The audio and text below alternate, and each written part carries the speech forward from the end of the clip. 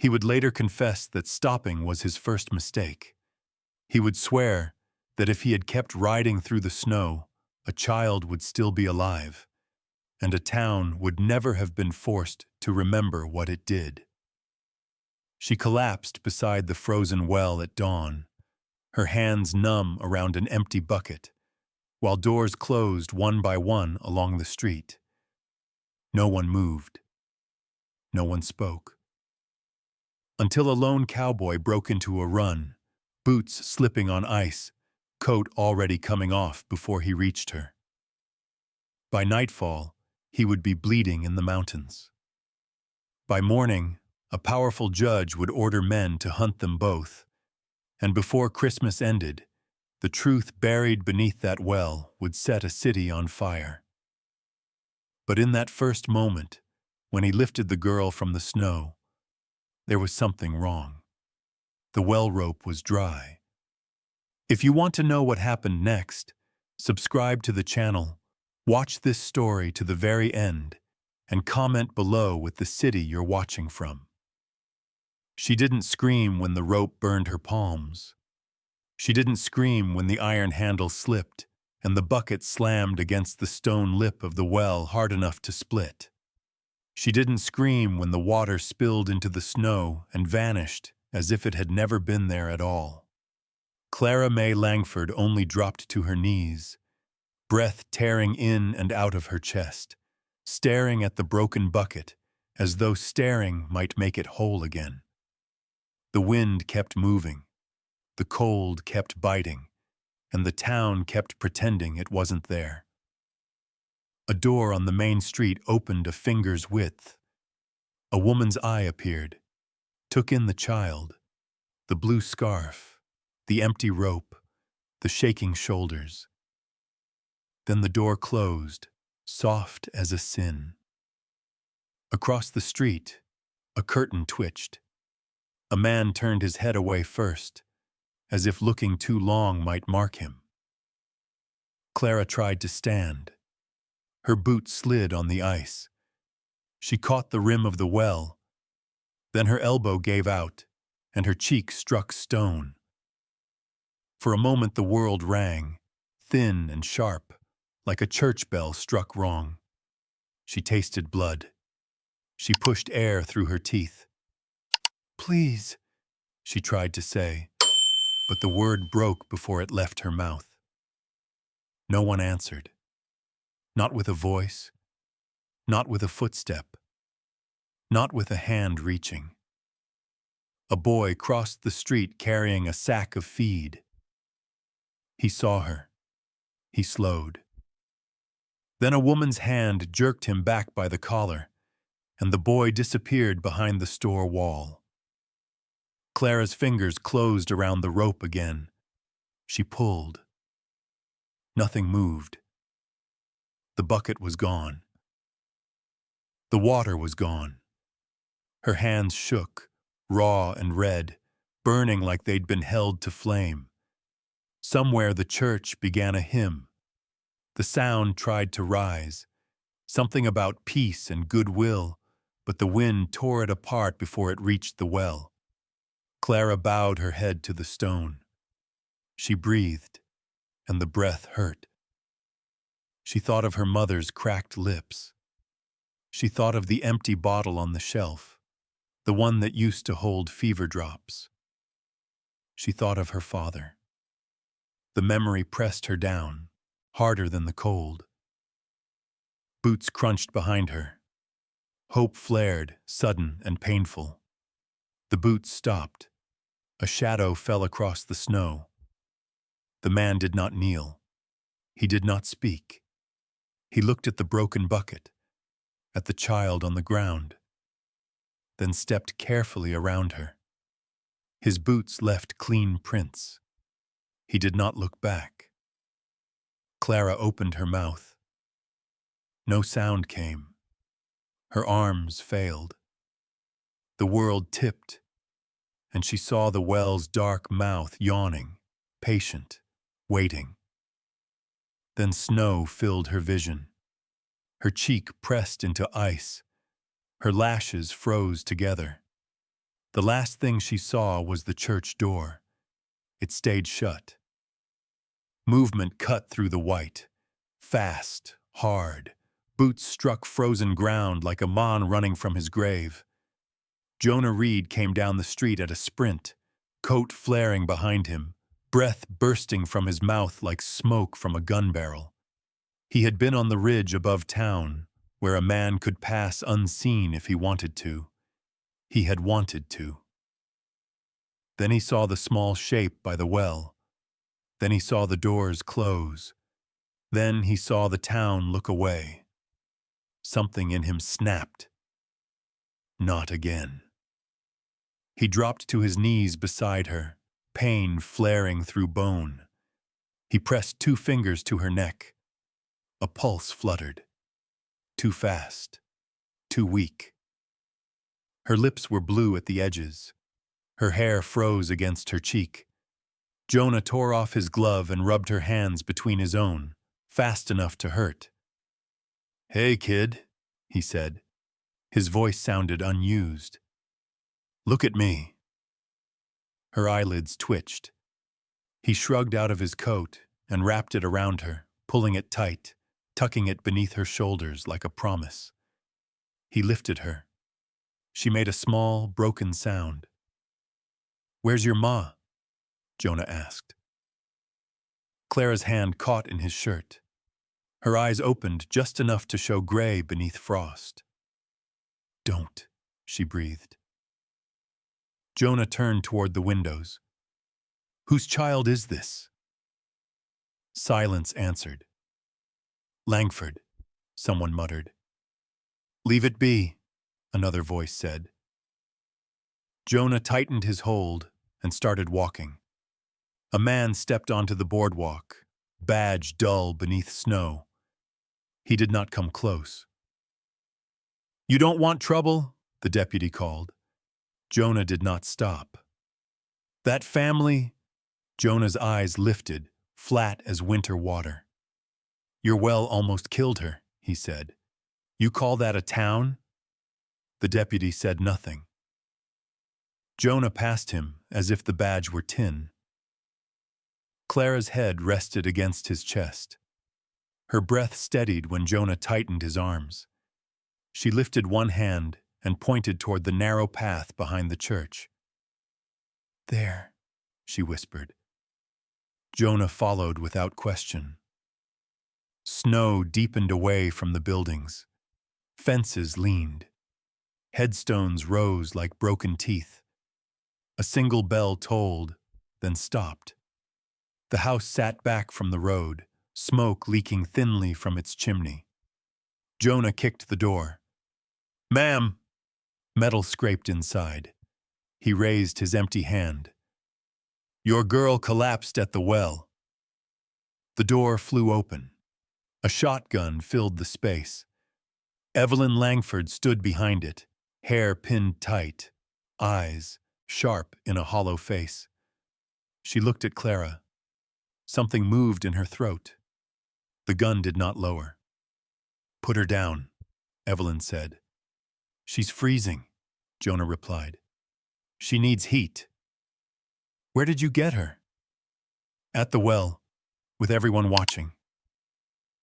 Evelyn's gaze flicked toward town. She already knew. "Step back." Jonah did. Slow. He set Clara on the porch. Clara clung until Jonah eased her fingers loose. Evelyn checked her breath, her pulse. Her face hardened. "Who are you?" "Passing through." "No one passes through in a storm." Jonah glanced at the crooked wreath on the door. "Don't look at that," Evelyn said. "Ma'am, let me carry her inside." The shotgun stayed steady. "You take one wrong step," Evelyn said, "and I'll bury you before you finish a prayer." Jonah nodded. "Yes, ma'am." She watched him a long second. Then she stepped aside. Jonah lifted Clara again and crossed the threshold. There was no warmth, Only smoke and ash and a dying fire. Evelyn barred the door with her boot and a chair, the gun still on him. Outside, the wind howled. Inside, Clara's breath shivered against Jonah's chest. And somewhere behind shuttered windows, the town waited to see what would happen to the man who did not look away. The door closed with a sound too final for a house that thin. Evelyn Langford shoved a chair under the latch with her boot, then dragged a second one across for good measure. The shotgun never left Jonah Reed's chest. Not when she crossed the room. Not when she knelt beside her daughter. Not when she checked Clara's breath again, closer this time, like she didn't trust what her fingers had told her on the porch. "Put her on the table," Evelyn said. Jonah did as he was told. He laid Clara down where papers and empty bottles had been pushed aside in a hurry. The wood was scarred with old burns and knife marks. It had been a working table once. Now it was an altar of necessity. Clara stirred, a faint whimper catching in her throat. "Shh," Jonah murmured before he could stop himself. Evelyn's eyes snapped to him. The gun lifted a fraction. "Don't touch her," she said. Jonah stepped back, hands open. "Yes, ma'am." Evelyn set the shotgun against the wall where she could reach it in half a step. She moved fast after that. Too fast for a woman who hadn't slept right in weeks. She pulled a kettle from the stove, poured the last of the warm water into a tin cup, then added a few drops from a brown bottle whose label had been worn blank by years of handling. She lifted Clara's head and tipped the cup to her lips. "Drink," she said. Not gentle, commanding. Clara swallowed, coughed once, swallowed again. Evelyn wiped her mouth with her sleeve. "Good," she said, and the word sounded like a verdict. Jonah stood where he was, back to the wall, watching everything. He took in the room the way a man did when he was counting exits. The fire was low, coals glowing red but starved. A single blanket hung over a nail by the door. Shelves sagged with ledgers and folded papers, stacked too neat for a house that poor. On the far end of the table lay a pair of wire spectacles. Evelyn noticed his eyes there. "Don't," she said again. Jonah looked away.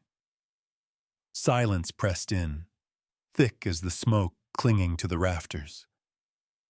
Outside, the wind slammed against the walls, rattling the boards like it wanted in. Evelyn wrapped Clara in Jonah's coat without comment. The coat was too big. It swallowed her.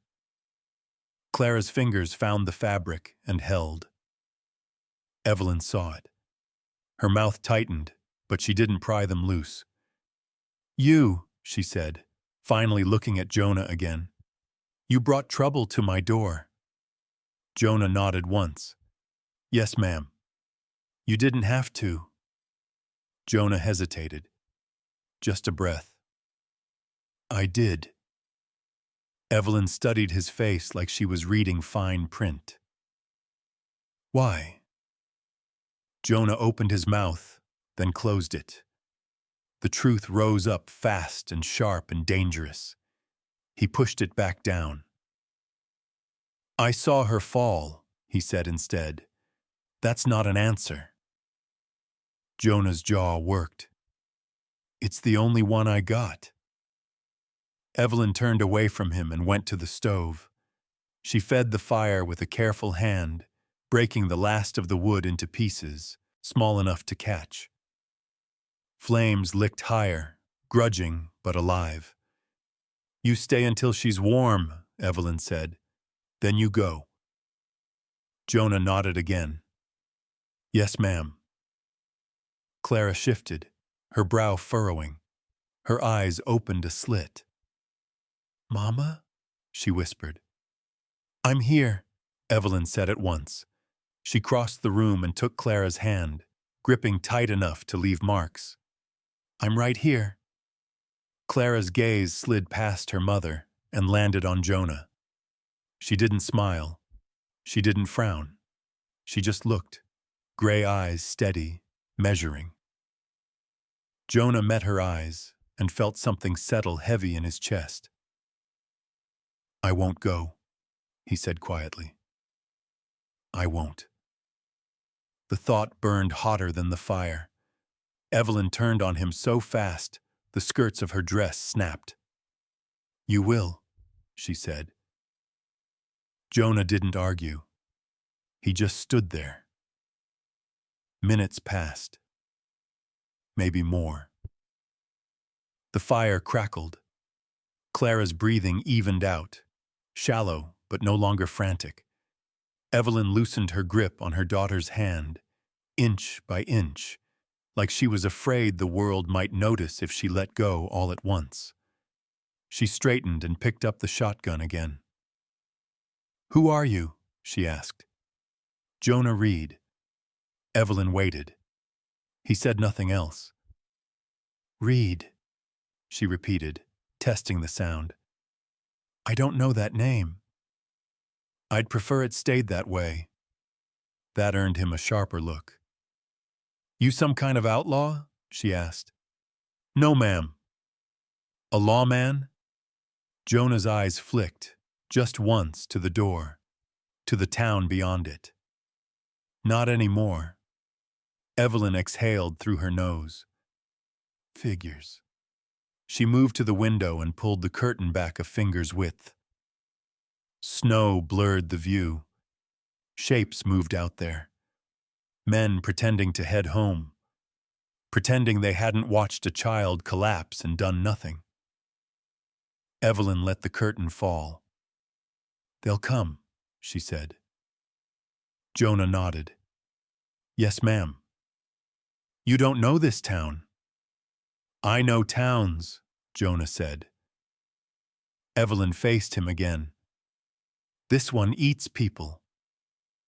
Jonah looked at Clara, wrapped in his coat, her small chest rising and falling. So do winters, he said. Evelyn's mouth tightened. You think you can fix this, she said. No, ma'am. Then why are you here? Jonah didn't answer right away. The fire popped, sending a spark up the chimney. I was supposed to keep riding, he said at last. One sentence. Raw. He hadn't planned to say it. I didn't stop once. I won't stop again. Evelyn stared at him. Something passed between them. Recognition, maybe. Or the shape of a wound that didn't care what name you gave it. Clara shifted again. Her hand tightened on Jonah's coat. Evelyn saw that too. She moved to the table and lifted a folded cloth, revealing a leather-bound notebook beneath. The cover was worn smooth, the edges soft from handling. She hesitated, then pushed it back under the cloth. Jonah pretended not to see. You sit, Evelyn said, pointing to a chair by the fire. If you fall asleep, I'll wake you. Yes, ma'am. He sat. The chair creaked under his weight. He kept his hands visible, resting on his knees. The fire warmed his shins. The rest of him stayed cold. Evelyn went back to the stove and poured herself a cup of water. She didn't drink it.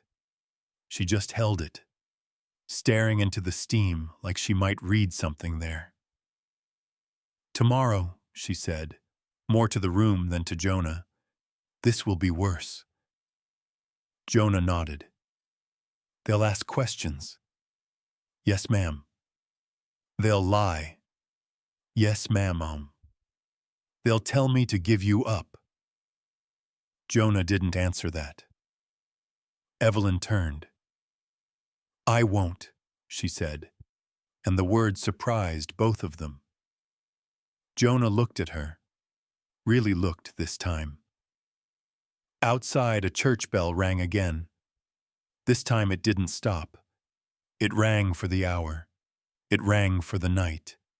It rang for a child who had almost slipped through the cracks while a town watched. Evelyn crossed herself, quick and quiet, like she didn't want God to think she was bargaining. "Lord," she murmured, not quite a prayer, "you'd better be paying attention." Jonah closed his eyes for a heartbeat. So had I, he thought. The fire burned lower. The wind howled.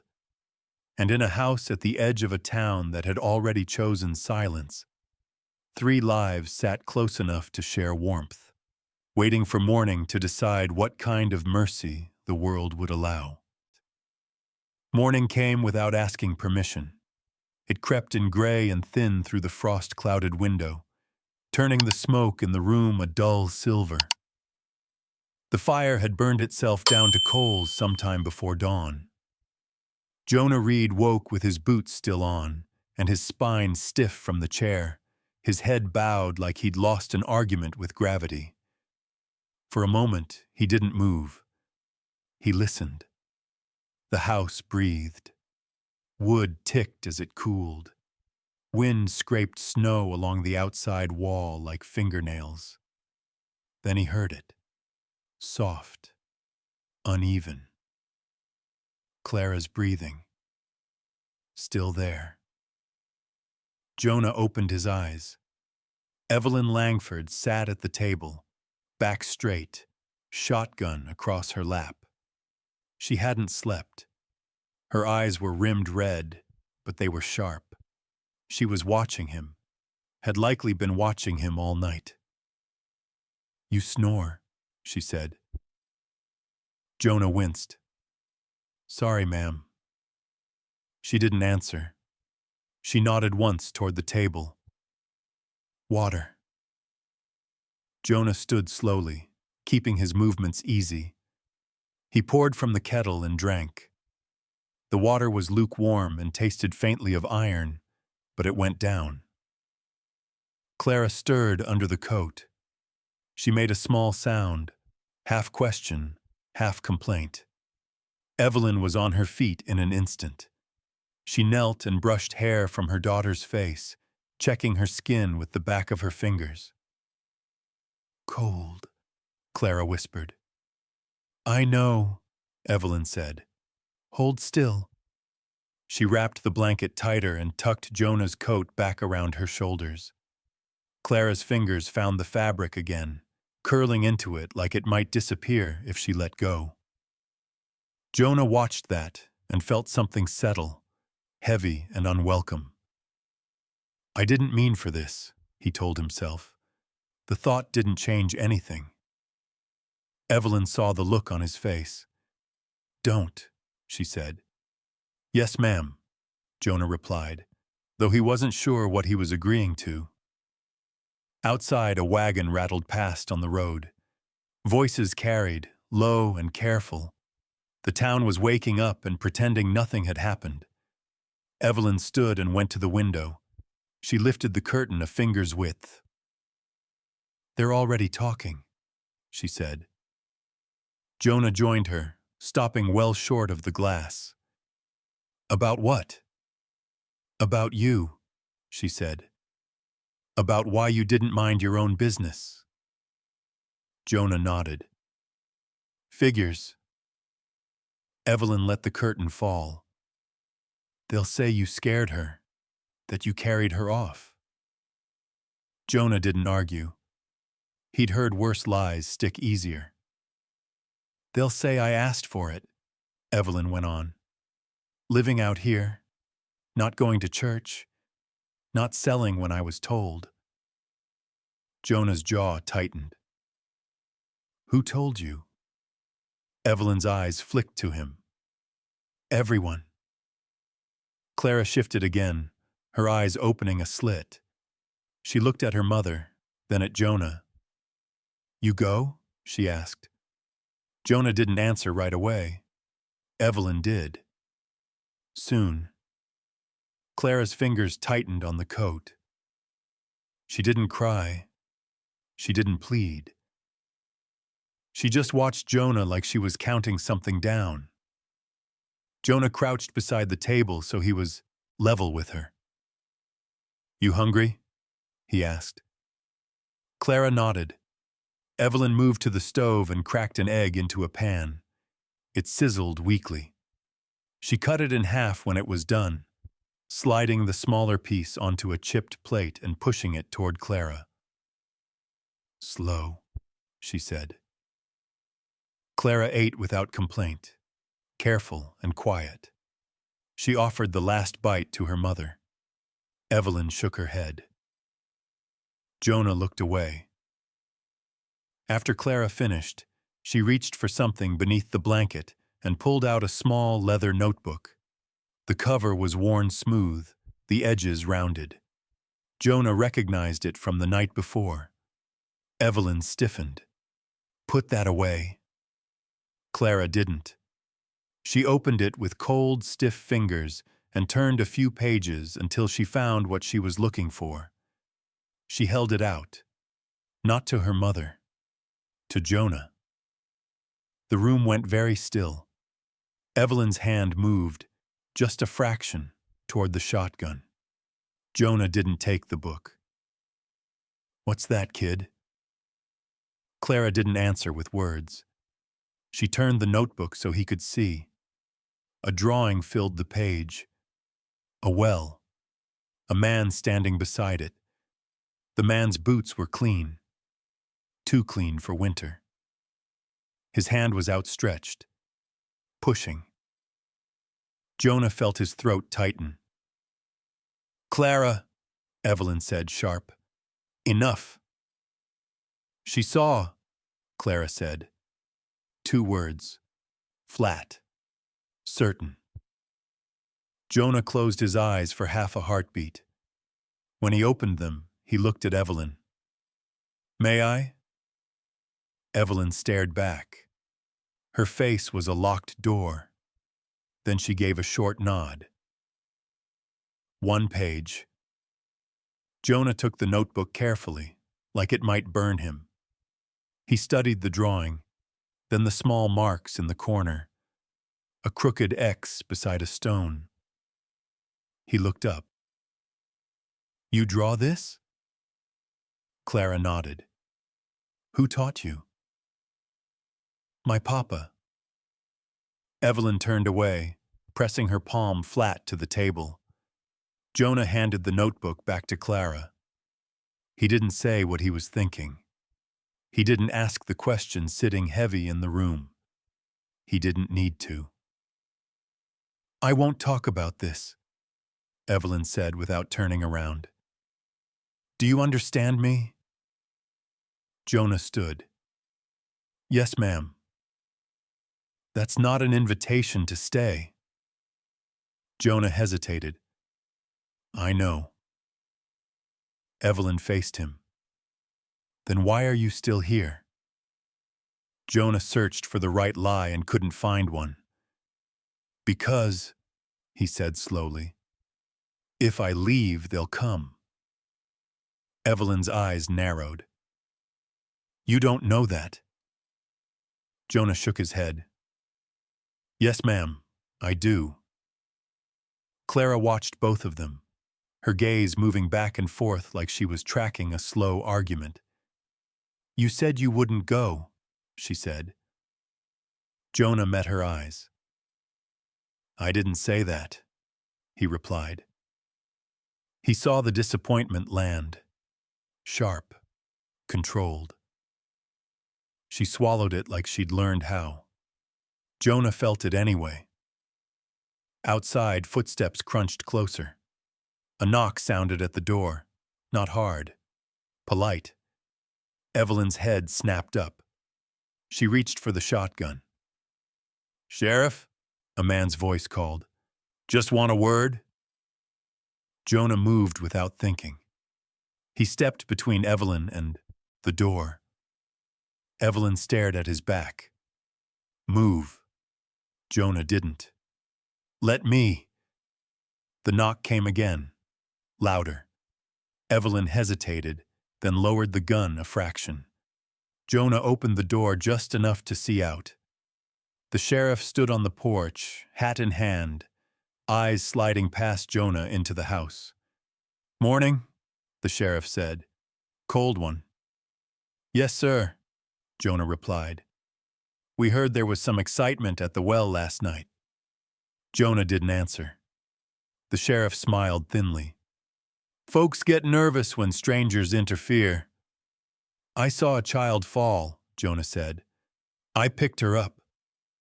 The sheriff's smile faded. "You planning on staying?" Jonah glanced back. Clara sat very still, clutching the notebook. Evelyn stood with the shotgun, ready. "Yes, sir," Jonah said. The sheriff's eyes hardened. "That's so." "Yes, sir." The sheriff nodded once. "We'll be in touch." He turned and walked away. Jonah closed the door and slid the bar back into place. Silence followed, heavy as snowfall. Evelyn stared at him. "You just painted a target on this house." Jonah nodded. "Yes, ma'am." Clara watched him with something new in her eyes. Not hope. Expectation. Jonah exhaled slowly. "So this is how it starts," he thought. Outside, the town went on breathing. Inside, a line had been crossed. The knock did not come back. That was worse. By midday, the snow had eased, falling thinner now, like it was tired of proving its point. Light crept across the floor in pale bands, stopping short of the corners where cold still lived. Evelyn Langford stood at the sink, scrubbing a pan that was already clean. Her hands moved hard, fast, like she could scour the morning away if she tried long enough.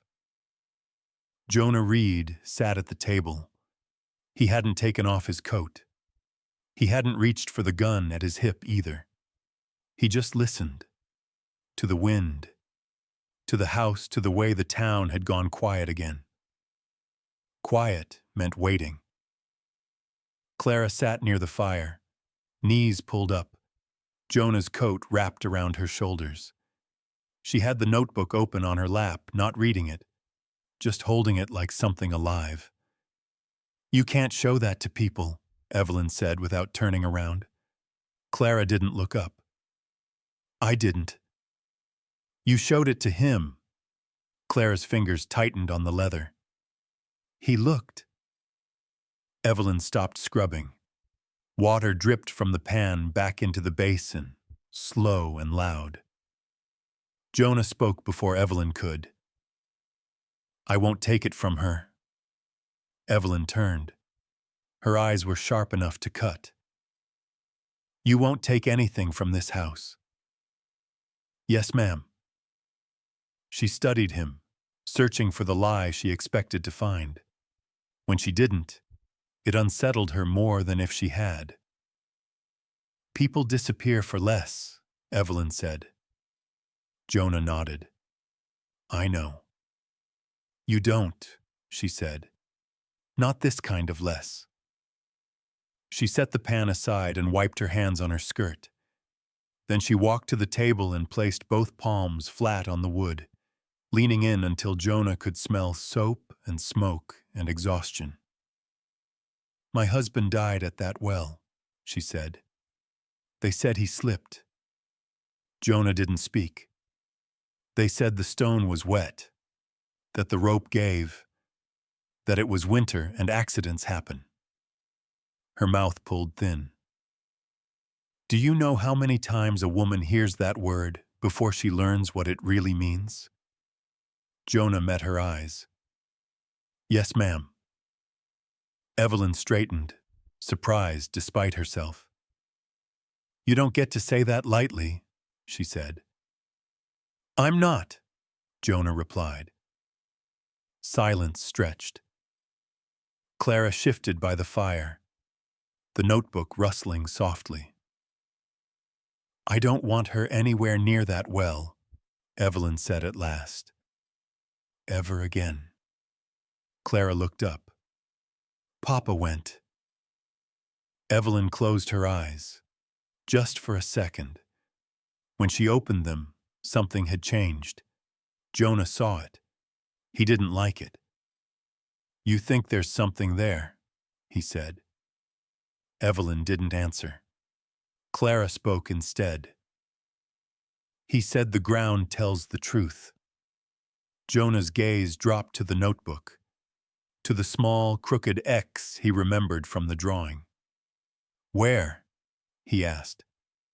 Clara pointed, not at the page but toward the door. Evelyn's head snapped around. No. Jonah pushed his chair back slowly. We don't have to. Yes, Evelyn said, cutting him off. We do. That's the problem. She crossed the room and lifted the shotgun from its resting place.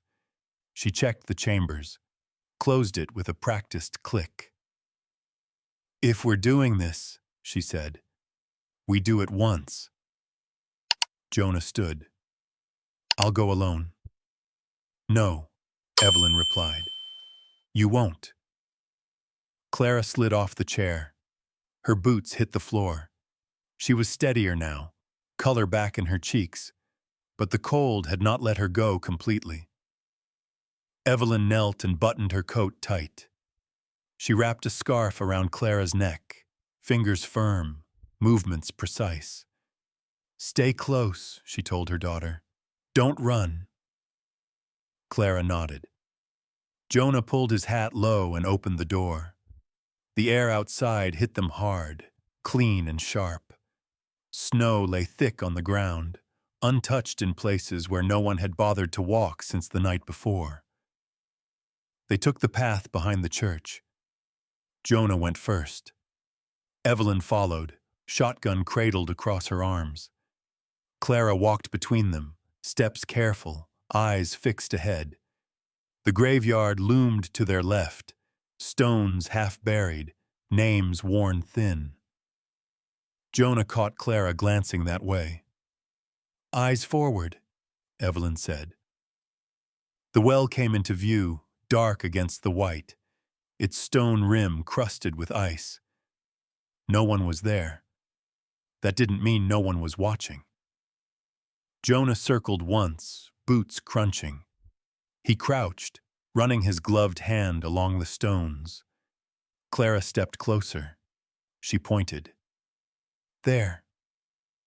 Jonah followed her finger to a rock set slightly apart from the others, its edge chipped, the mortar around it darker. An X, faint but deliberate, had been scratched into its face. Jonah's breath fogged. How long's that been there? Clara shrugged. Papa made it. Evelyn swallowed. He said it was a reminder, she murmured, in case he forgot. Jonah wedged his fingers behind the stone and pulled. It didn't move. He shifted, braced his boot, and pulled again. The stone came free with a dull crack, sending a shiver through the well. Cold air rushed out of the gap. Inside, wrapped in oilcloth, lay a leather satchel. Jonah reached in and lifted it free. It was heavier than it looked. Evelyn made a sound she didn't recognize as her own. Jonah set the satchel on the snow and opened it. Papers, folded, bundled, tied with twine. A ledger, letters in careful script. A photograph, corners bent. Evelyn dropped to her knees. She didn't touch anything at first. She just stared. That's his hand, she said finally, pointing to the writing. That's Samuel's. Clara crouched beside her. I told you. Evelyn gathered the papers, fast now, sorting without reading, counting stacks, checking dates. Jonah kept watch, scanning the tree line, the rise of the street beyond. We can't stay, he said. I know, Evelyn replied. She shoved the papers back into the satchel and snapped it shut. I know.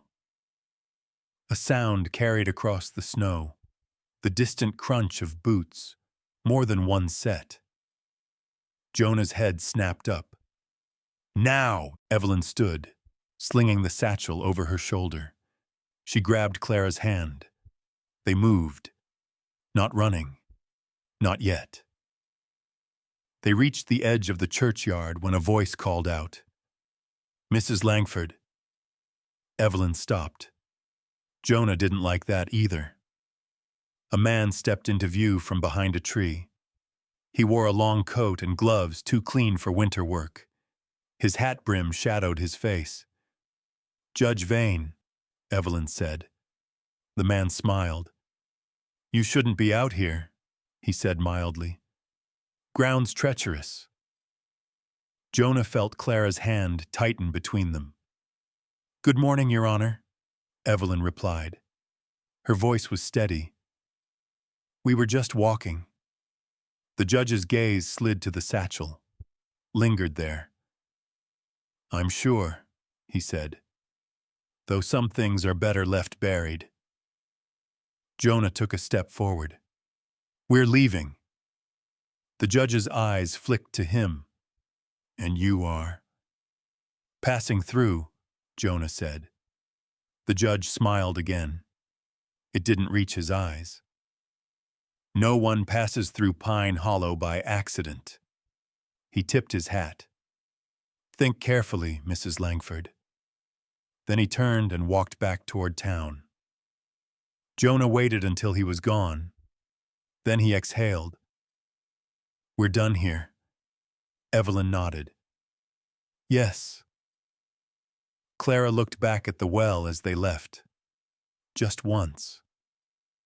The stone sat open now, the X exposed to the sky. The ground had spoken, and it would not stay quiet. They did not make it 10 steps before the town began to move. Not fast, not loud, just enough to be noticed. Jonah Reed felt it first in his spine, the way a man did when eyes found his back. The air had changed. The quiet was no longer empty. It was occupied. "Keep walking," he said, low. Evelyn Langford tightened her grip on Clara's hand and did exactly that. Her face gave nothing away. She had learned long ago that fear was a language men understood too well. The church door opened behind them. Footsteps followed. One set, then another. Jonah did not turn around. He counted instead. The rhythm of boots, the spacing, the weight, too measured for chance. "We're being followed," Clara said. Evelyn didn't correct her. They reached the edge of the churchyard where the snow dipped into a shallow ravine before rising again toward the Langford house. Jonah slowed just enough to let Evelyn draw even with him. "Go straight home," he murmured. "Pack what you can carry." Evelyn didn't ask how he knew this was no longer a walk. She nodded once. Behind them, a voice called out, "Mrs. Langford?" It was not Judge Vane this time. It was a man Jonah recognized the way a man recognized a storm by the smell of the air. Deputy Tom Rusk stepped into view, his badge catching light through the falling snow. He had a rifle slung loose over his shoulder and a look on his face like he wished he were somewhere else. "Morning," he said. Evelyn stopped. Jonah did not. He turned slowly, placing himself between the deputy and the women. He kept his hands visible. "Deputy," Jonah said. Rusk's eyes flicked to the satchel on Evelyn's shoulder. Back to Jonah, then to Clara. "You folks been down by the well," Rusk said. It was not a question. Evelyn lifted her chin. "It's my land." Rusk scratched at his jaw. Judge don't like folks stirring up old places. Judge don't own the ground, Jonah said. Rusk shifted his weight. Snow crunched. He owns the law. Jonah smiled thinly. Only if everyone keeps believing that. Rusk's mouth tightened. He glanced back toward town, where 2 more men had stopped pretending to mind their own business. I don't want trouble, the deputy said. Jonah nodded. Neither do we. That bag, Rusk said. What's in it? Evelyn answered before Jonah could. My husband's things. Rusk winced. Mrs. Langford. Jonah took a step closer. Not threatening. Just enough to make a choice necessary. Rusk exhaled. Take the long way, he said quietly. Out past the creek. Evelyn's eyes narrowed. Why? Rusk didn't meet her gaze.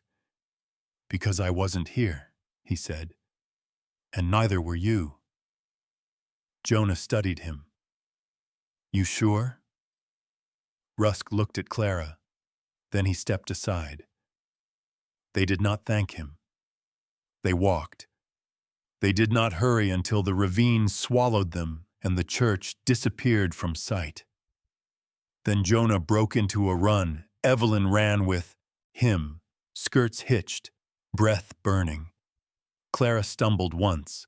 Then Jonah caught her without slowing, lifting her over his shoulder like a sack of grain. I can walk, Clara protested. Later, Jonah said. They reached the house hard and fast. Jonah kicked the door shut behind them and barred it in one motion. Evelyn dropped the satchel on the table. Pack, Jonah said again, louder now. Only what keeps you alive. Evelyn did not hesitate.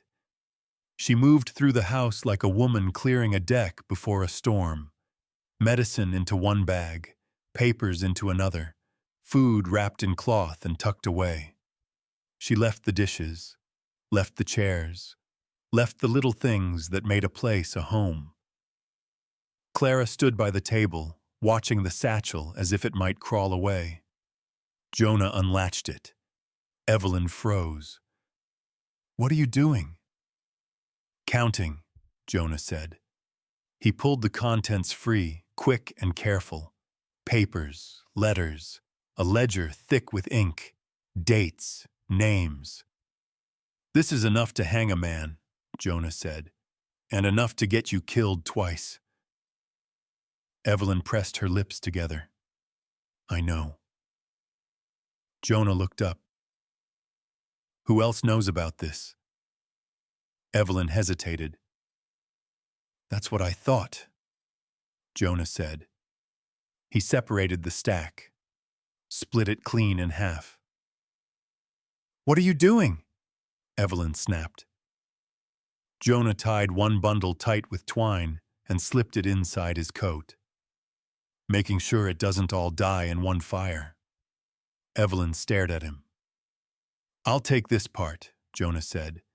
If they stop me, you keep going. No, Evelyn said. You don't get to decide that. Jonah met her eyes. I do, he said, because I won't stop. Clara watched them, eyes moving back and forth. You said you wouldn't go, she said. Jonah crouched in front of her. He held her gaze. I said I wouldn't look away. She considered that. Then she nodded. A shout carried from outside. Closer now. Jonah stood. Time. They took the back door. Snow hit them hard again, thick and blinding. They cut for the trees, boots sinking deep now. Jonah led them downhill toward the creek, branches snapping underfoot. Behind them, a rifle cracked. Snow burst at Jonah's feet. He veered, dragging Evelyn and Clara with him. They hit the creek at a run. The water was half frozen, black and fast beneath broken ice. Jonah didn't slow. He plunged through, boots filling with cold, teeth rattling in his skull. They climbed the far bank, soaked and shivering. Another shot rang out, this one closer. Jonah turned and fired back without aiming to kill. One warning shot that bit into a tree trunk hard enough to make a point. The pursuit faltered. For a moment. They ran until their lungs burned and the world narrowed to white and pain and breath. When they finally stopped, it was under a stand of pines thick enough to hide a dozen sins. Evelyn bent double, hands on her knees. Clara leaned against Jonah, shaking. Jonah scanned the ridge behind them. Nothing moved. Yet. Evelyn straightened. "That deputy," she said. "He bought us minutes." Jonah nodded. "Minutes matter." She studied him, then reached into the satchel and pulled out a folded letter. She handed it to him. Jonah hesitated. "What's this?" Evelyn's voice was flat. "Proof." He took it.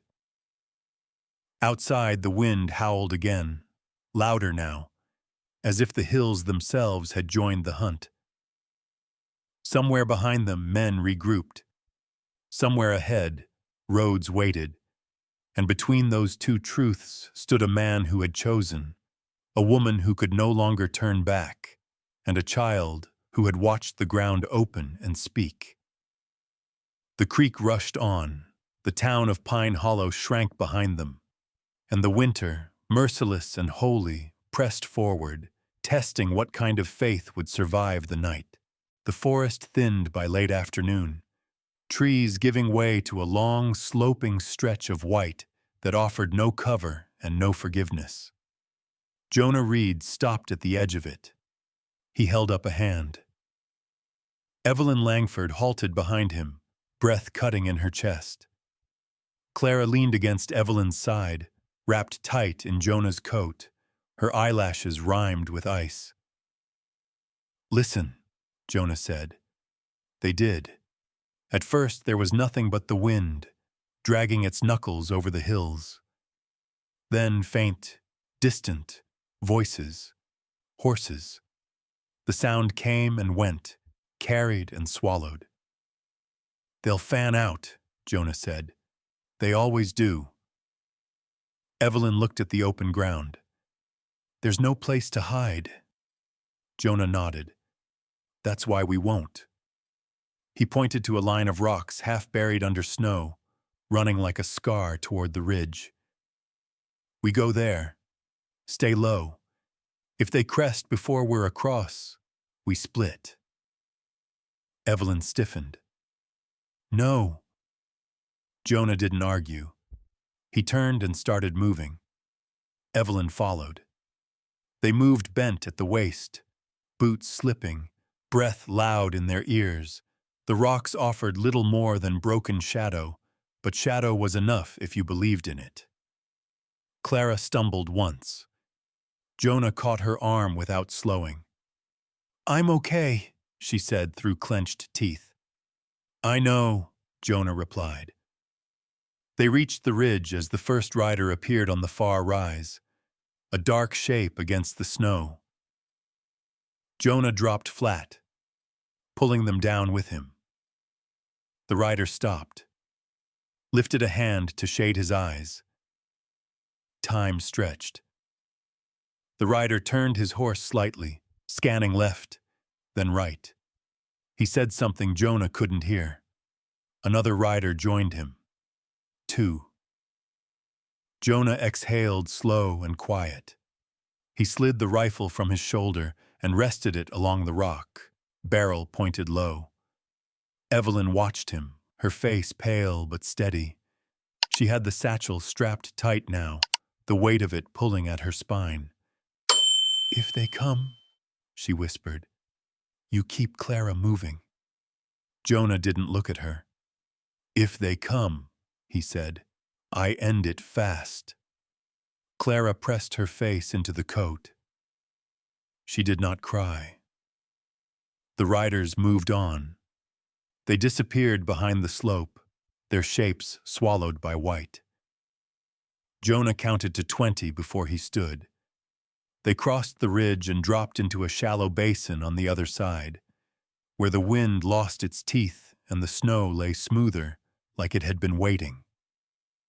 They didn't stop running until the light began to fail. At a stand of cottonwoods bent low by winter, Jonah slowed them to a walk. He crouched, checking tracks. He studied the sky. Night soon, he said. Evelyn nodded. We won't make the road. Jonah shook his head. We don't want the road. They found shelter where the trees huddled close, roots knotted together like clasped hands. Jonah cleared a shallow hollow with his boot and packed snow into a wall. Evelyn helped, working without being told. Clara sat with her back to a tree, knees drawn up, watching the light thin. Jonah struck a spark and coaxed a flame no bigger than his fist. He fed it slivers of wood, careful to keep the smoke low. Evelyn passed him a strip of cloth soaked in whiskey. He tied it around his wrist where the cold had split the skin. Thank you, he said. She nodded. They shared a piece of bread. Clara chewed slowly, like she was saving it for later in her mouth. Say it, Evelyn said finally. Jonah looked up. Say what? The part you're not saying. Jonah stared into the fire. They'll keep coming. Evelyn's jaw set. I know. And they'll bring someone who doesn't miss. Evelyn glanced at Clara. I know that too. Jonah met her eyes. We can't outrun them all the way. Silence fell again, thick and close. Evelyn reached into the satchel and pulled out a folded map. She smoothed it on her knee. There's a freight spur north of here, she said. Unused. Leads toward Helena. Jonah studied the lines. Helena's a risk. It's also where the courts are, Evelyn replied. And the papers. Jonah nodded. And men who know how to bury things. Evelyn's mouth tightened. And men who know how to dig them up. Clara leaned forward. Papa said Helena was loud, she said. So loud lies had to shout. Jonah almost smiled. Almost. Night came down hard and fast. Stars punched through the dark, sharp and cold. Jonah added wood to the fire and then kicked snow over it, smothering the flame until only heat remained. They slept in turns. Jonah took first watch. He stood with his back to the trees, rifle across his arms, eyes moving. The forest shifted in small ways. Branches creaked, snow slid, a bird startled and flew. This is where you should have kept riding, he told himself. The thought did not move him. Evelyn took second watch. Jonah slept shallow, dreams thin and brittle. He saw faces without names, heard a bell ringing where there was no church. He woke to Evelyn's hand on his shoulder. Clara's hot, she whispered. Jonah rolled to his feet. Clara's skin burned under his palm. Her breath came quick and shallow. Evelyn knelt, already mixing drops from her bottle with melted snow. It's the cold, she said, and the running. Jonah watched her work, hands steady despite the fear that tightened her jaw. Say something, Evelyn said, not looking up. Jonah cleared his throat. It'll pass. She nodded once, accepting the lie for what it was. Clara's eyes fluttered open. Mama? I'm here, Evelyn said. Clara's gaze slid to Jonah. You stayed. Jonah swallowed. Yes, kid. Outside, the wind shifted. A sound carried across the basin. Not close, not far. A single gunshot. It echoed once, then died. Jonah felt the hairs on his neck rise. They found the creek, he said. Evelyn closed her eyes. How long? Hours, Jonah replied. Maybe less. She looked at him. If they catch us, they won't, Jonah said. She studied his face. You don't know that. Jonah nodded. I know what I'll do. Dawn broke pale and reluctant. The world looked the same and different all at once, like it had decided to keep secrets. They moved again before the light could betray them. By midday, they reached the edge of the spur, rusted rails half buried, ties split and gray. A place forgotten on purpose. Jonah knelt, running a hand over the iron. We can follow this. Will it take us all the way? Evelyn asked. It'll take us far enough. Clara crouched beside them, tracing a line in the snow with her finger. She stopped at a spot and tapped twice. What? Jonah asked. She looked up. Papa said, when you don't want to be found, you make it look like you wanted to be. Jonah considered that. He stood and walked a dozen paces down the rail, then stepped off hard, scuffing the snow, making a show of tracks. He doubled back through the brush and returned to them, leaving nothing but confusion. Evelyn watched, something like gratitude loosening her shoulders. They set off along the spur, heads down, steps measured. Behind them, the basin emptied. The forest closed. And somewhere in the widening distance, men argued about which way truth had gone, while winter, patient and devout, kept its own counsel. The spur carried them into evening like a promise that didn't care whether it could be kept. Iron sang under their boots, a low, hollow sound that traveled farther than Jonah liked. He walked the rail where it dipped and rose, choosing spots where snow would swallow prints, where the wind could do the rest of the work for him. Evelyn followed with the satchel hugged tight, her breath a steady metronome. Clara walked between them, eyes down, counting ties the way some children counted sheep. They had gone a mile when Jonah stopped. He held up 2 fingers. Evelyn froze. Clara froze too, obedient as prayer. Jonah crouched, pressing his ear to the rail.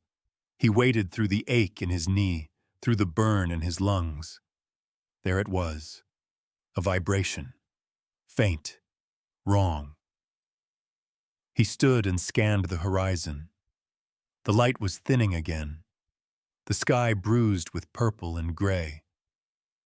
Far off, at the edge of the basin they'd left behind, a shape moved where nothing should. A rider. Alone.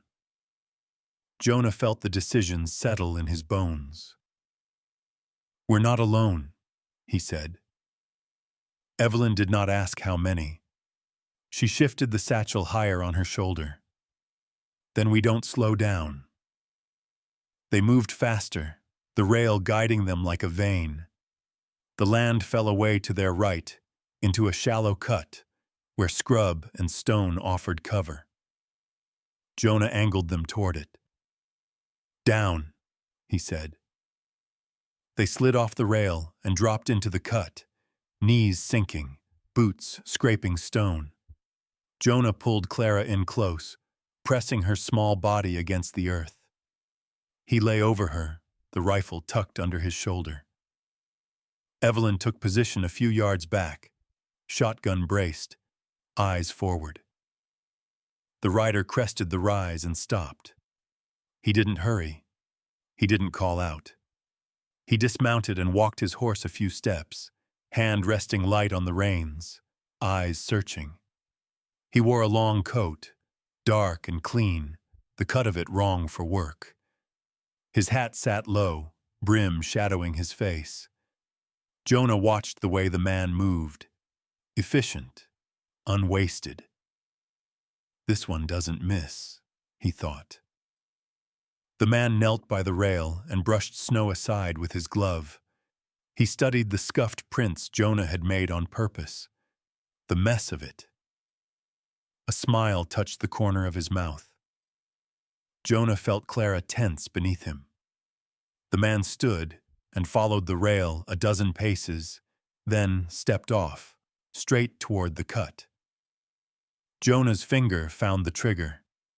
The man stopped. He lifted his hands slowly, palms out.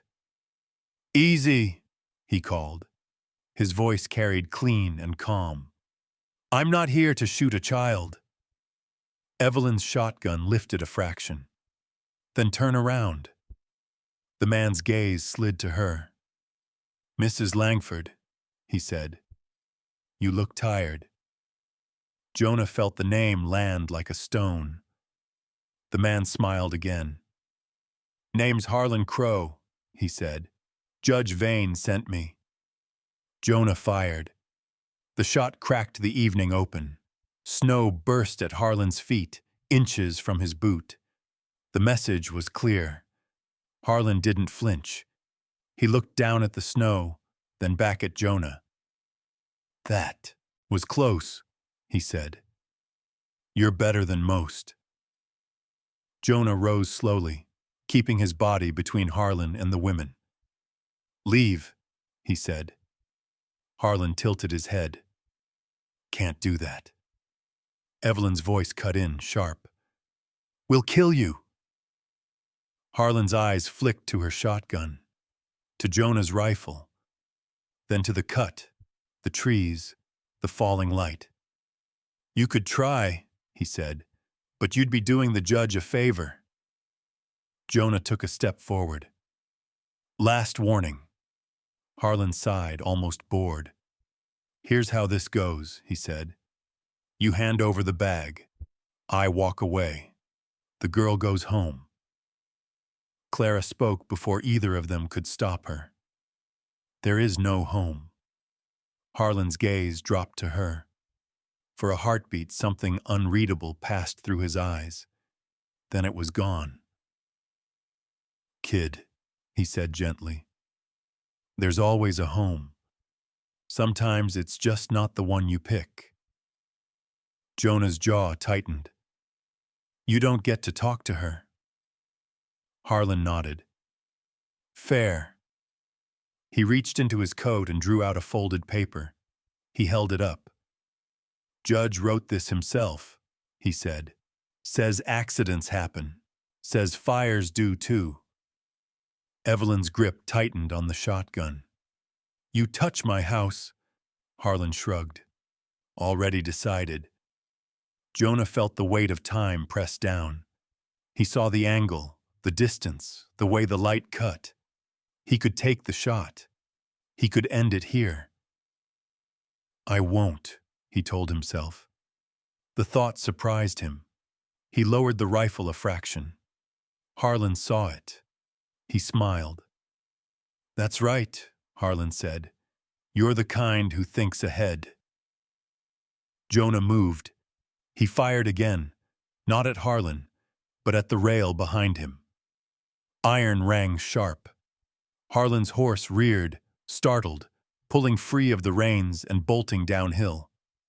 Harlan swore and spun, hand going to his sidearm. Jonah was already moving, grabbing Evelyn's sleeve, hauling Clara up. "Run," he said. They ran.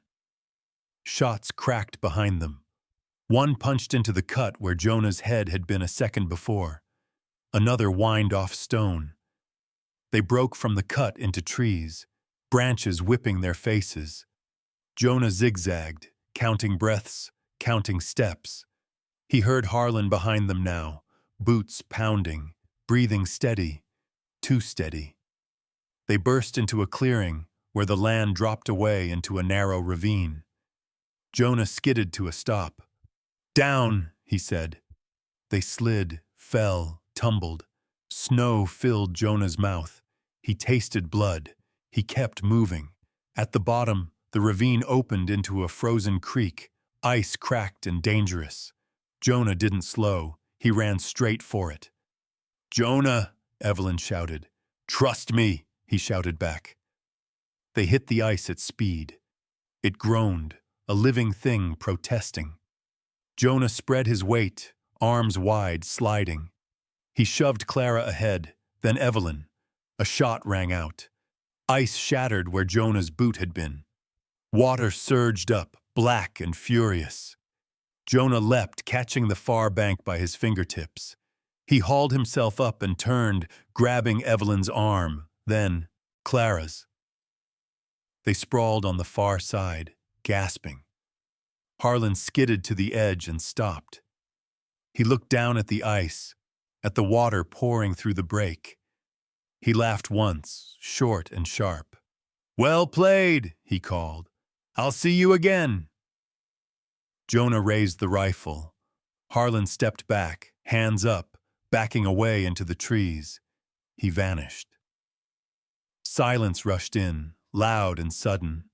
Evelyn lay on her back, staring at the sky. "He'll follow," she said.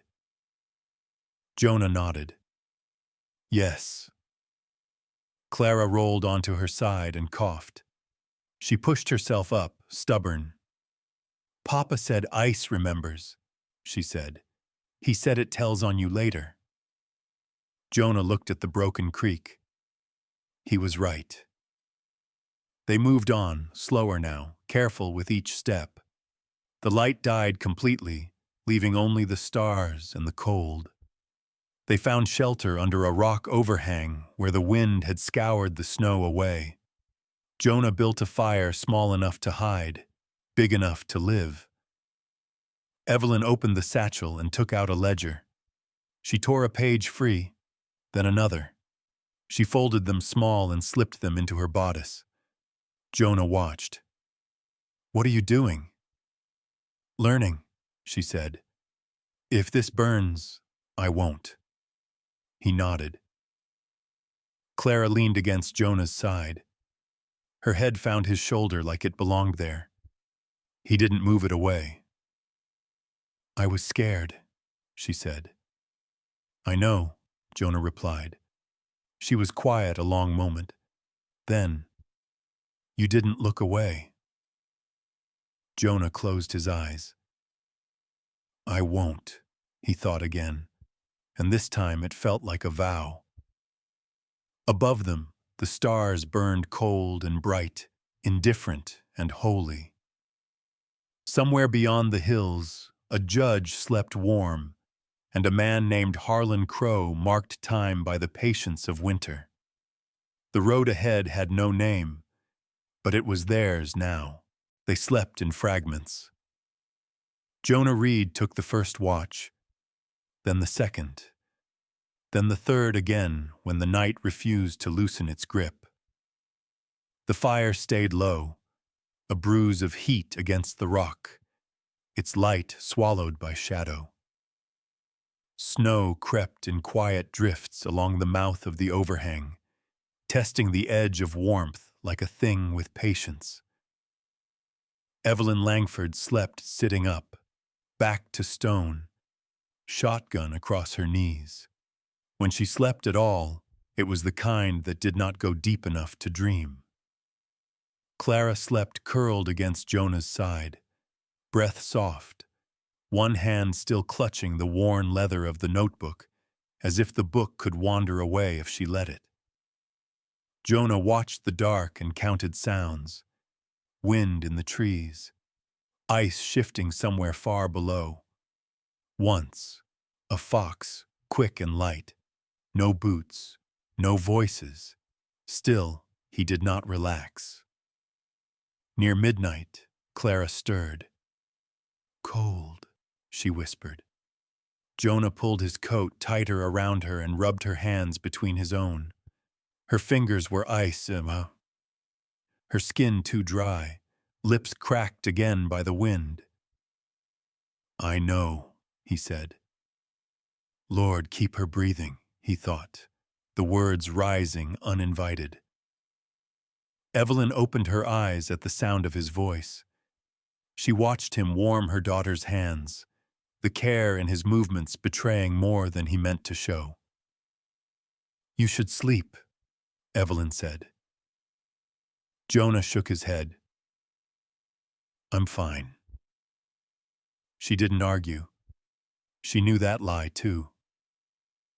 When the night finally began to thin, it did so without mercy. The stars faded into a pale wash, and the cold sharpened like it always did before dawn, as if winter wanted one last say. They moved before the light could betray them. Jonah led them down a narrow cut where rock walls leaned close and snow lay shallow. The spur curved away to the north now, iron disappearing beneath drifts, its promise quiet but persistent. "Helena's 2 days," Evelyn said, consulting the map with stiff fingers. "If we keep this pace." Jonah nodded. "If." Clara walked without complaint, though her steps had shortened. She breathed through her mouth now, each breath a small, visible effort. By mid-morning, Jonah heard it. A bell. Not close, not ringing for them. A church bell, slow and measured, carried thin across the hills. Evelyn heard it too. She stopped, head tilted, eyes distant. "They're ringing for service," she said. "It's Christmas," Jonah replied, surprised by the word as it left him. Evelyn nodded once. "That means they'll be inside." Jonah scanned the land. "That also means they'll come out soon." They skirted wide of the town the bell belonged to, moving through trees and gullies, using the sound as a compass to stay unseen. By afternoon, the sky clouded over again, the light going flat and colorless. Snow began to fall in earnest, thick flakes that swallowed tracks and softened edges. "That helps us," Evelyn said. Jonah didn't answer. He was watching Clara. She stumbled, caught herself, stumbled again. Jonah scooped her up without asking. She protested weakly, then let her head fall against his shoulder. "I'm heavy," she said. "No," Jonah replied. "You're precious." The word surprised him. He felt it settle, heavy and undeniable. They found the barn just before dusk. It crouched low against the land, roof sagging, doors hanging loose. No smoke, no tracks. Forgotten. Jonah checked it twice before waving Evelyn in. Inside, the smell of old hay and mice wrapped around them. Jonah cleared a space and built a fire in a pit already blackened by old use. Evelyn set Clara down on a nest of straw and began working immediately, checking her pulse, rubbing her limbs, coaxing warmth back into small places that mattered. "She's fevered," Evelyn said. Jonah felt the floor tilt. "Can you, I can manage," Evelyn cut in. "If it doesn't climb." Clara's eyes fluttered open. She smiled at Jonah, faint and misplaced. "It's pretty," she said. "What is?" he asked. "The light," she murmured, staring up at the gaps in the roof where snow filtered down like ash. "It looks like church." Jonah swallowed. Evelyn poured drops from her bottle into melted snow and held it to Clara's lips. "Drink," she said. Clara obeyed. Outside, the wind rose, moaning through the boards. The barn creaked and complained. Jonah took position at the door, rifle across his arms. He stared into the white, watching shapes form and dissolve. I should have kept riding, he thought, the old refrain losing its edge. Near full dark, he heard voices, low, close. He raised a hand. Evelyn froze. Her eyes met his. She nodded once and lifted the shotgun. The voices came nearer, carried by the wind, men talking about nothing, about cold, about bad roads, about a judge who wanted results. Jonah shifted, angling his body to block the doorway. A shadow passed the barn, then another. They held their breath. The men moved on. Only then did Jonah realize his hands were shaking. Not yet, he told himself. Not yet. The night deepened. Evelyn sat beside Clara, humming under her breath. A hymn, soft and broken, the words lost but the tune steady. Clara slept again, her breathing uneven but present. Jonah leaned his head back against the beam and closed his eyes for a moment. God, he thought, and this time it wasn't accidental. If you're counting, count this. He didn't know what he was offering. He just knew he meant it. Sometime near midnight, Clara woke with a gasp. Her body jerked, a sharp intake of breath that scraped Jonah raw. Evelyn was on her in an instant, hands sure. Easy, she said. Easy. She's burning, Jonah said. I know, Evelyn replied. Clara's eyes were unfocused. She looked past them both. Papa? She whispered. Evelyn's jaw tightened.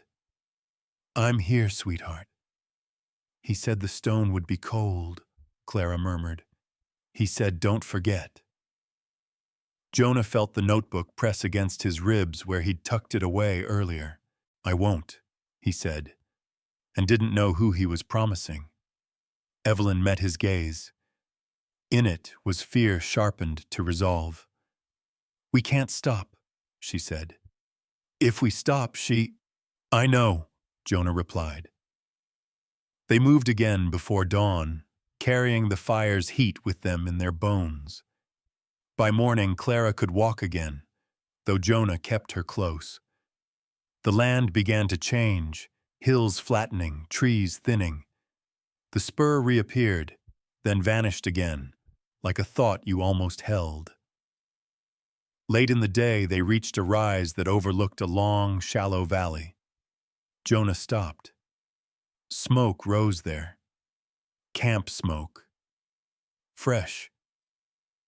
He lifted the rifle and peered through the sight.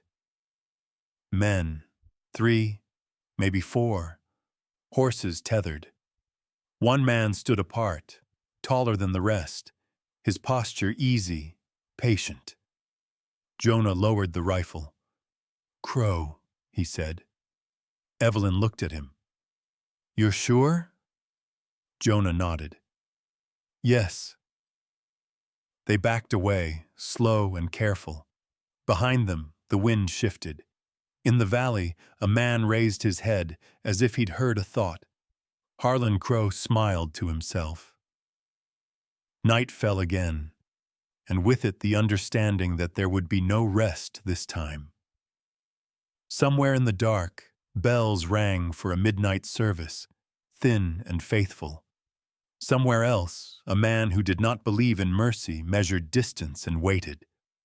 And between them, on a road still without a name, 3 souls moved forward, carrying truth like a fragile flame, daring winter and men alike to try and snuff it out. They did not sleep. There was no room for it. The valley below them breathed smoke and patience, the kind that waited for men to make mistakes. Jonah Reed watched the camp until his eyes ached, counting silhouettes, memorizing the way they shifted when the wind changed. Harlan Crow stood apart, just as he had before. his stillness a language all its own. "We go back," Evelyn Langford whispered. Jonah shook his head. "We go through." She followed his gaze to the map spread thin between them, the paper creased and damp from too many hands. North lay the rail spur and the promise of Helena. Between them and it rose a narrow pass, a cut in the rock that funneled snow and sound alike, a place where distance meant nothing and angles meant everything. "The pass will slow them," Jonah said. "It'll slow us too." Evelyn's mouth tightened. "Clara won't make it." Clara heard her name and looked up. Her cheeks were flushed again, eyes too bright. She said nothing, but the way she leaned into Jonah told its own story. "We carry her," Jonah said. "For how long?" Evelyn asked. Jonah did not answer. They moved at first light, keeping the ridge between themselves and the valley.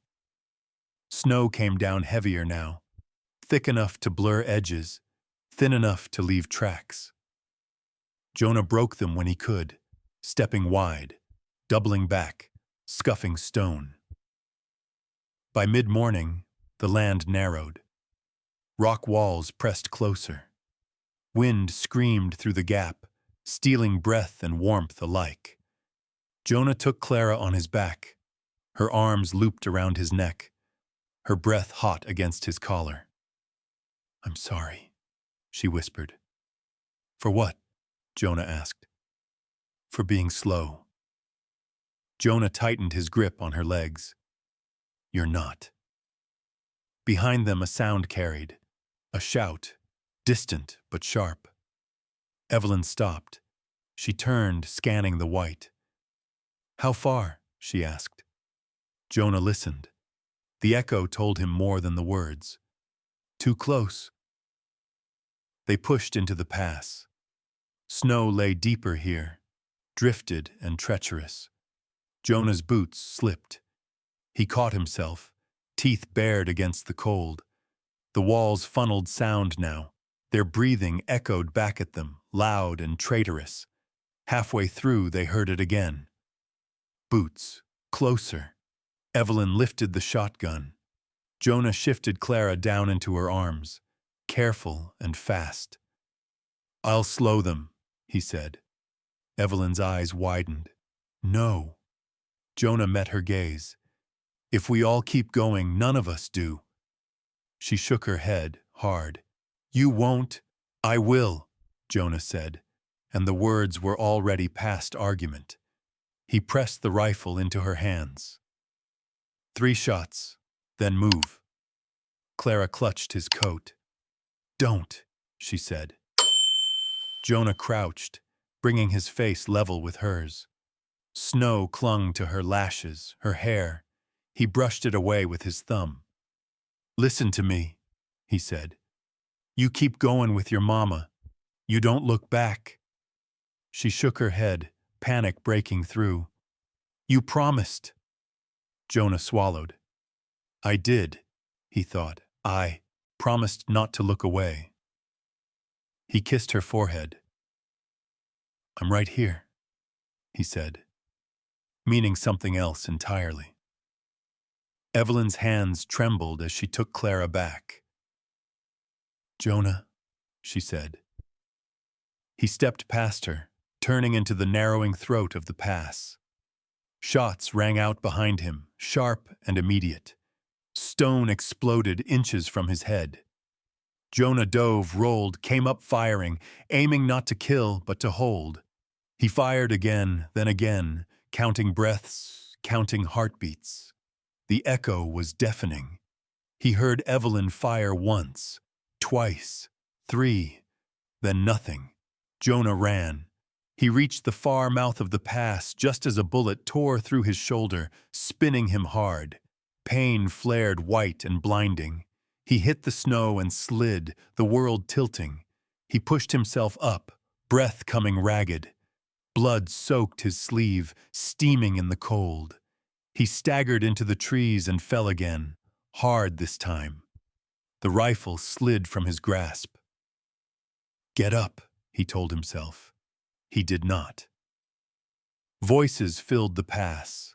Crow's voice cut through them, calm and certain. "Spread out," Crow said. "He's hurt." Jonah dragged himself forward, fingers clawing snow.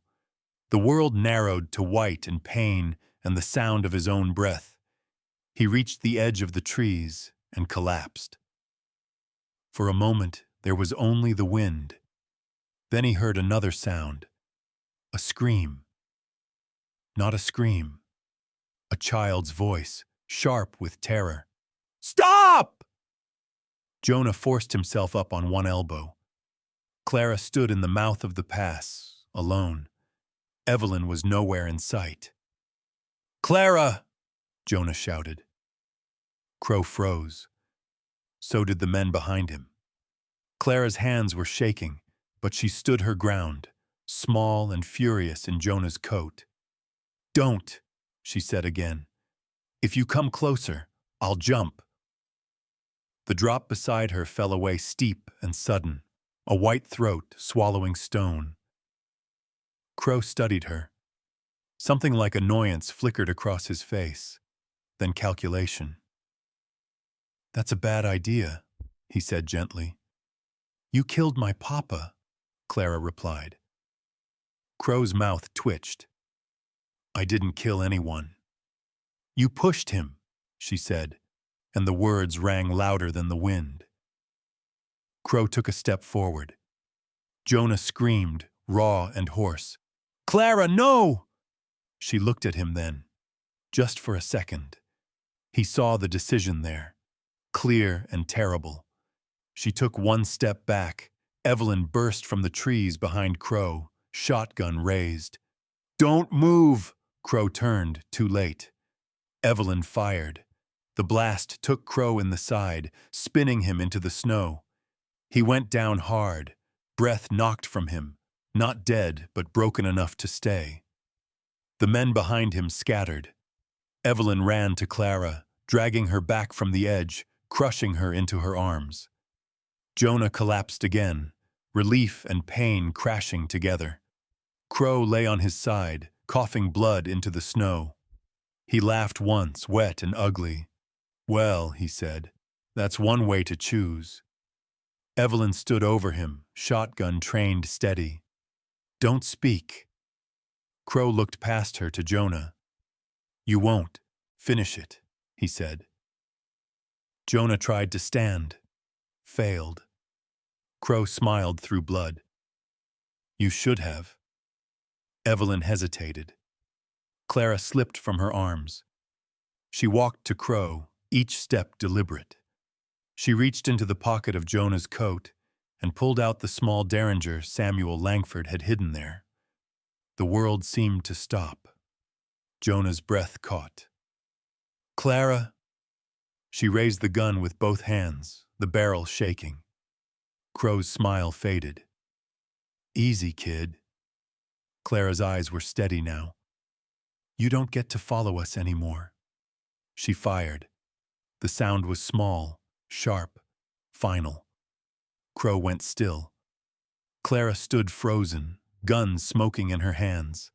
Evelyn rushed to her, pulling the weapon away, wrapping her daughter in her arms. Jonah dragged himself forward, every inch agony. Evelyn met his eyes over Clara's head. "He won't," she said. "He won't follow." Jonah nodded, throat tight. Lord forgive us, he thought, not knowing who he was asking for. They did not stay. Evelyn bound Jonah's shoulder tight, and they moved again, slower now, the past behind them filled with echoes and blood. Clara walked between them, silent, her face pale, her hands empty. The wind erased their tracks as they went. Behind them, the past closed in on itself, swallowing sound and sin alike. Ahead, the road bent toward Helena, and with it the weight of what they carried. Winter pressed on. So did they. They moved because stopping would have made the truth heavier than Jonah Reed could carry. Snow took the blood first, then the tracks, then the sound of what had happened. By the time the trees thinned again, the pass was only a memory pressed flat by wind. Jonah walked with his arm pinned to his side, Evelyn's binding tight enough to steal feeling and keep him upright. Pain came in waves, dull and then sharp, like the land itself testing how much he could stand. Clara walked between them, quiet as a held breath. No one spoke about the gun. They found the doctor by accident.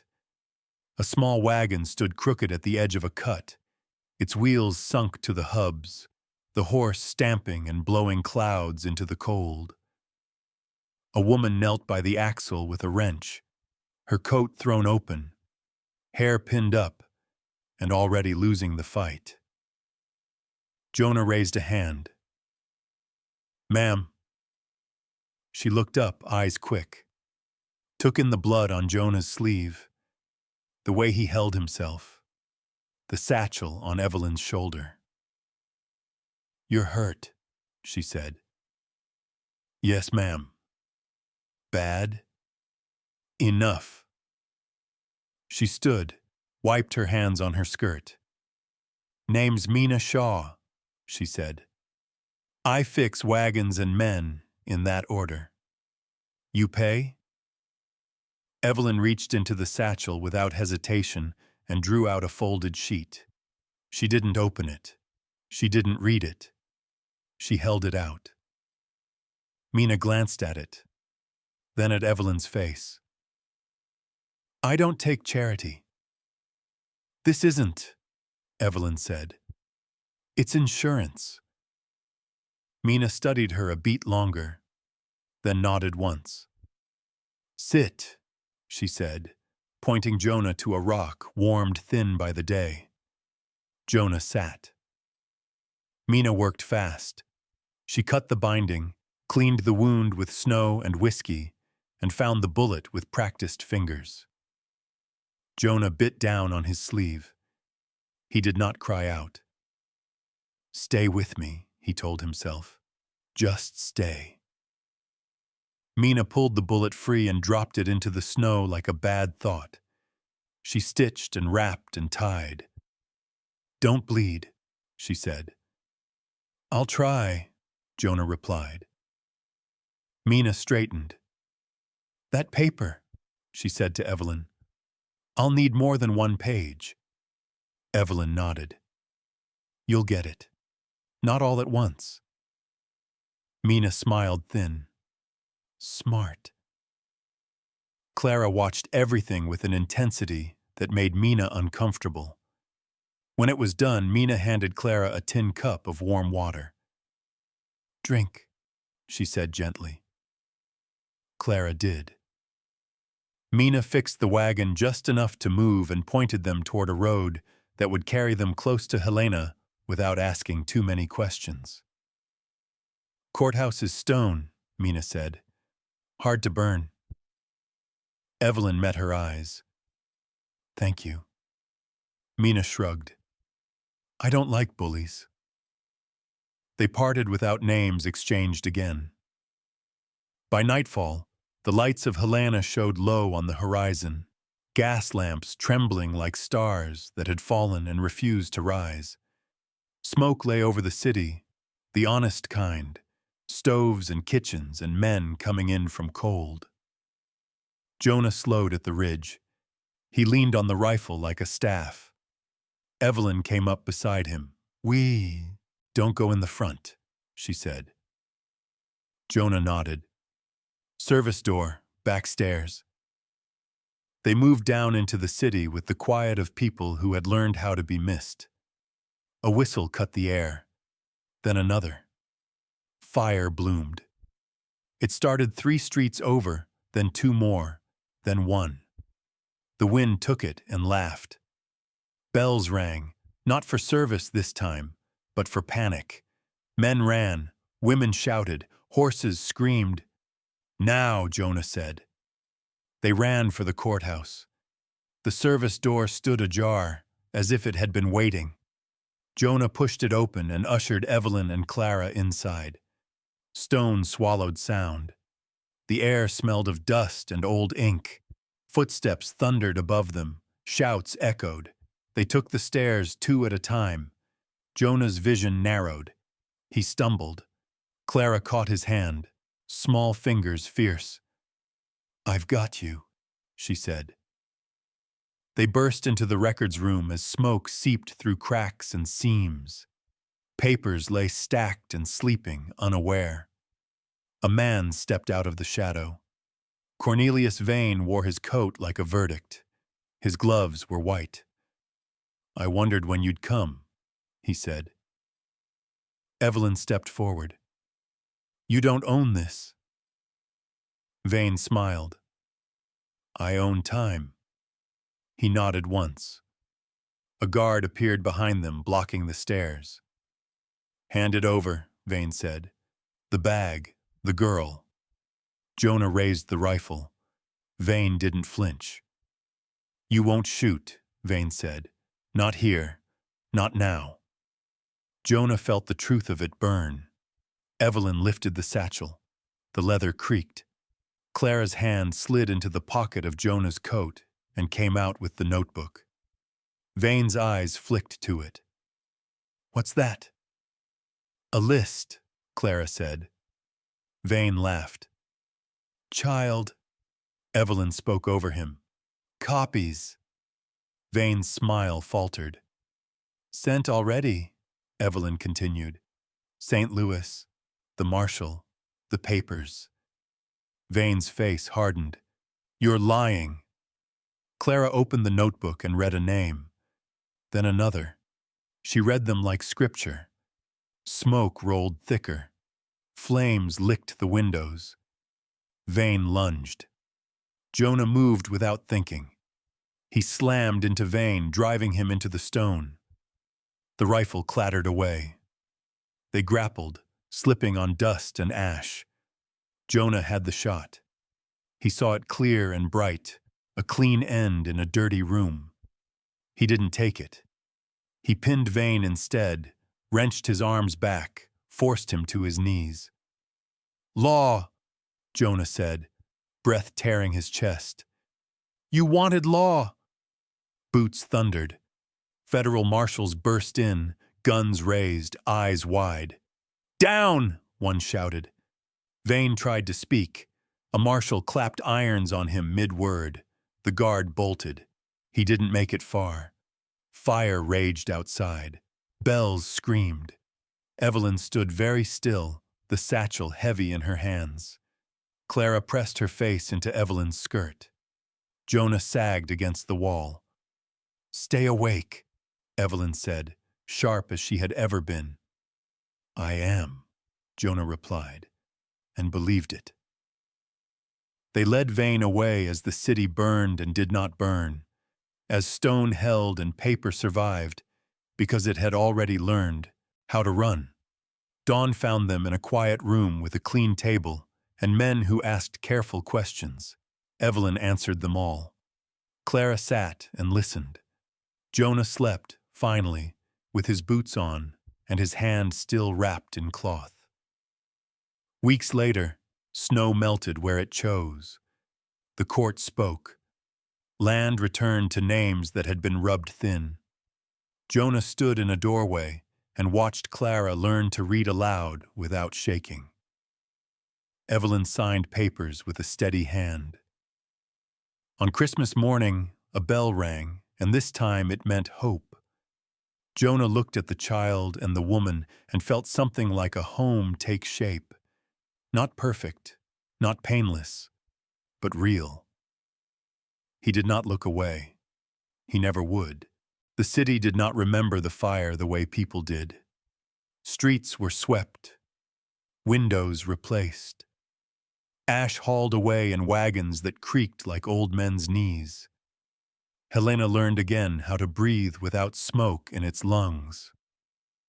The courthouse stood where it always had, stone unmarked, doors opening and closing, as if nothing holy or wicked had tried to crawl through them.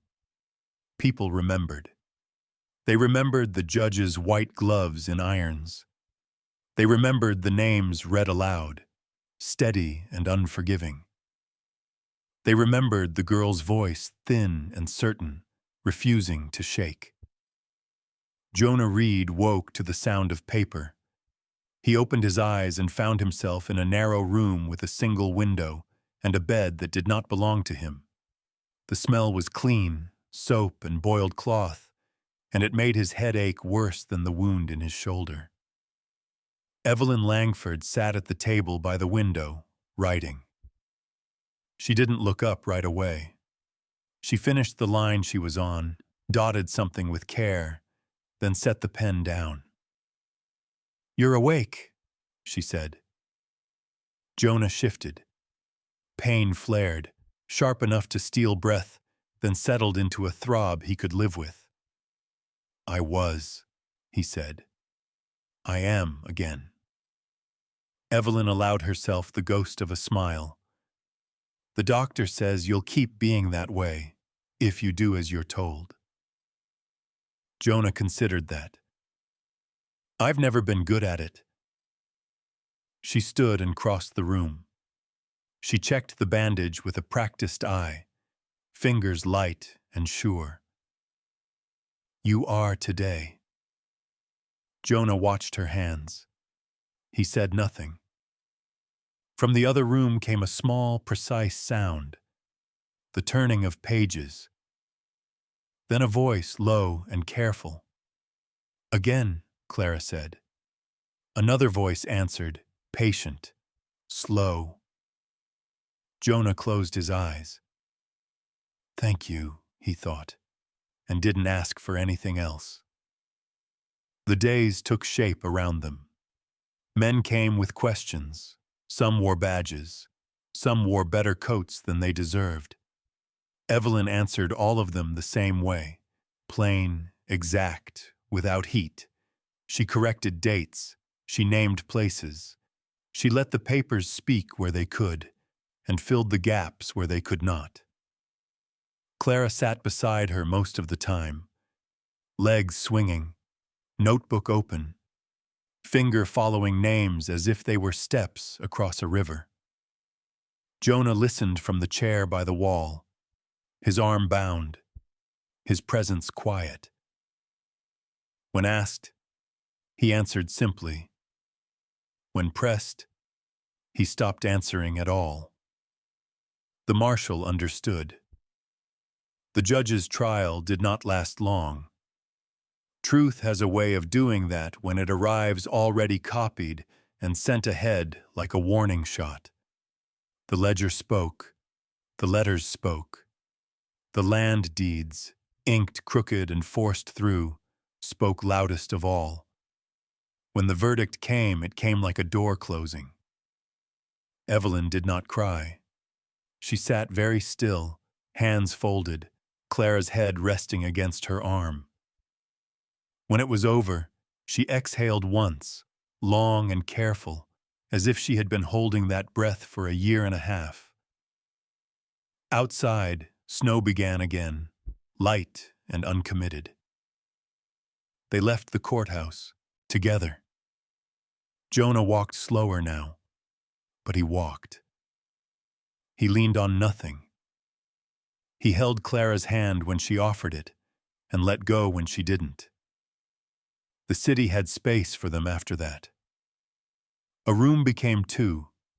Two became a small house near the river, where smoke rose honest from the chimney, and bells could be heard without counting how many men followed them when they rang. On Sundays, Clara learned to sit still for half a sermon before losing the battle. On Wednesdays, she learned her letters from a woman who wore ink on her fingers and laughed easily. On Fridays, she went quiet again and pressed her ear to Jonah's chest to count his heart. Evelyn found work. At first it was temporary, copying for a clerk whose eyes were failing, reading aloud to a man who did not trust his own sight. Then it became something steadier. Her handwriting was known now. Her mind was known too. People brought her papers they didn't understand and left with fewer shadows than they arrived with. She did not speak of her husband unless asked. When she did, she spoke clearly. Jonah healed the way men did when they did not have the luxury of not doing so. He learned which movements cost him and which did not. He learned the limits of his arm and the shape of patience. He took work where he could, hauling, mending, watching doors at night. He slept better when Clara slept nearby. Christmas came again, unannounced and stubborn. The city put up greens in the windows. Candles glowed behind glass. The church bells rang and meant what they were supposed to mean. Evelyn stood at the small table and laid out bread and apples and a bit of ham she'd saved for. She smoothed the cloth twice and then stopped herself. "Good enough," she said. Clara nodded solemnly. "Papa said perfect is a trap." Jonah smiled before he could stop himself. They went to service. Jonah stood in the back and listened to words he had once believed belonged to other people. He listened to the part about light finding its way into dark places, and he did not look away. After they walked home together through snow that had learned how to fall gently. At the door, Clara stopped. She looked at Jonah, then at Evelyn. "Say it," she said. Evelyn raised a brow. "Say what?"